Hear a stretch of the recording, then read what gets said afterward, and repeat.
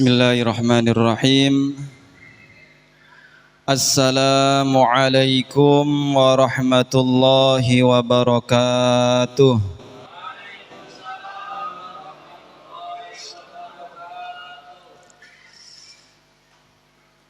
Pergi ke pasar membeli ikan sambil membeli bunga sekuntum. Sebelum sholat tarawih dilaksanakan, marilah kita mendengarkan kultum. Hadirin jamaah Masjid Al-Huda yang saya hormati, pertama-tama marilah kita bersyukur kepada Allah dengan ucapan Alhamdulillahi Rabbil Alamin. Yang kedua, marilah bersolawat kepada baginda Rasulullah sallallahu alaihi wasallam dengan ucapan Allahumma shalli ala sayyidina Muhammad wa ala ali sayyidina Muhammad. Hadirin jamaah yang dirahmati Allah Subhanahu wa taala, pada malam hari ini kita memasuki salat tarawih yang ke-21.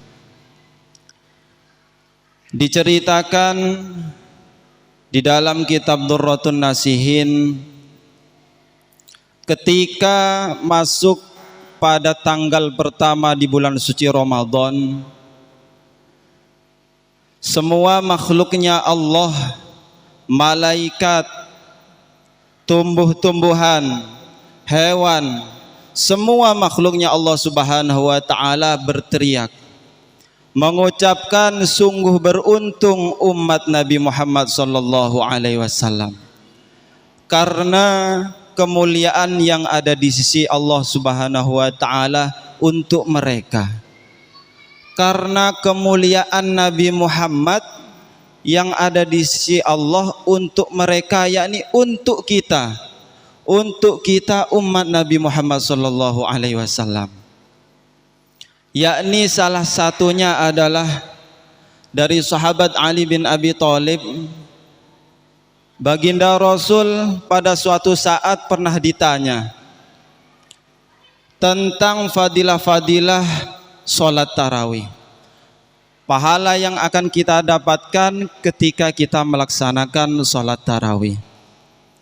Kata Rasulullah sallallahu alaihi wasallam, wa fil lailatil hadiyati wal ishrina, dan di malam yang ke-21 kata Rasulullah sallallahu alaihi wasallam, banallahu lahu baitan fil jannati minan nur.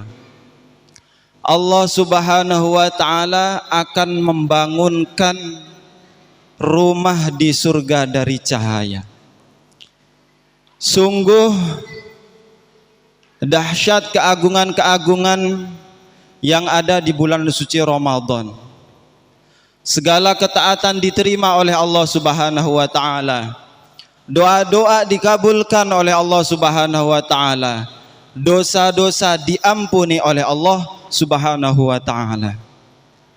Bahkan diriwayatkan dari sahabat Ibnu Abbas, Rasulullah sallallahu alaihi wasallam bersabda, "Lau ta'lamu ummati ma fi Ramadan, latamannau an takuna sanah kulluha Ramadan." Seandainya umatku mengetahui apa yang ada di bulan suci Ramadan, tentu mereka akan berandai-andai, tentu mereka akan berharap agar sekiranya 1 tahun ini semuanya menjadi Ramadan. Dan di hadis lain baginda Rasul juga bersabda, idza kana awwalu lailatin min Ramadan yaqulullahu ta'ala man dalladhi yuhibbuna fanuhibbu wa man dalladhi yatlubuna fanatlubu wa man dalladhi yastaghfiruna fanaghfiru lahu bihurmati Ramadan. Ketika masuk di tanggal pertama di awal Ramadan, Allah Subhanahu wa taala berfirman, "Man dalladzi yuhibbuna fanuhibbu." Barang siapa yang mencintaiku, pasti aku akan mencintainya. Wa man dalladzi yatlubuna fanatlubuh. Barang siapa yang mencariku, pasti aku akan mencarinya. Dan yang terakhir, wa man dalladzi yastaghfiruna fanaghfiru lahu bihurmati Ramadan. Dan barang siapa yang memohon ampun kepadaku, pasti aku akan mengampuninya karena keberkahan di bulan suci Ramadan. Hadirin jamaah yang dirahmati Allah Subhanahu wa taala. Pertanyaannya, sudahkah kita mempunyai hati yang cinta kepada Allah Subhanahu wa taala, menjalankan apa yang diperintah Allah Subhanahu wa taala, menjauhi apa yang dilarang oleh Allah Subhanahu wa taala? Sudahkah kita mencari ridha Allah Subhanahu wa taala? Dan sudahkah kita memohon ampun atas dosa-dosa kita kepada Allah Subhanahu wa taala? Tentu jawaban yang terbesit di dalam hati kita belum. Kita manusia banyak lalainya kepada Allah Subhanahu wa taala. Kita manusia banyak lupanya kepada Allah Subhanahu wa taala.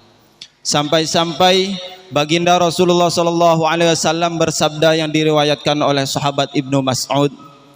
Kata Rasulullah sallallahu alaihi wasallam, yang sering dilalaikan oleh manusia atau dapat melalaikan manusia ada 3 perkara. Yang pertama adalah kam mim mustadrajim bin ni'mati alaih. Betapa banyak orang yang dihukum secara berangsur-angsur melalui kesenangan yang diberikan kepadanya. Hadirin jamaah yang dirahmati Allah Subhanahu wa taala, perlu kita ketahui, kesenangan adalah suatu keinginan atau kemauan, entah itu baik atau buruk, tercapailah keinginan tersebut, maka timbullah yang namanya kesenangan. Akan tetapi berbeda dengan kebahagiaan. Kebahagiaan adalah suatu kebaikan yang datang kepada diri kita karena belas kasihnya Allah kepada kita, atau kebaikan yang kita inginkan tercapailah keinginan tersebut, maka timbullah yang namanya kebahagiaan.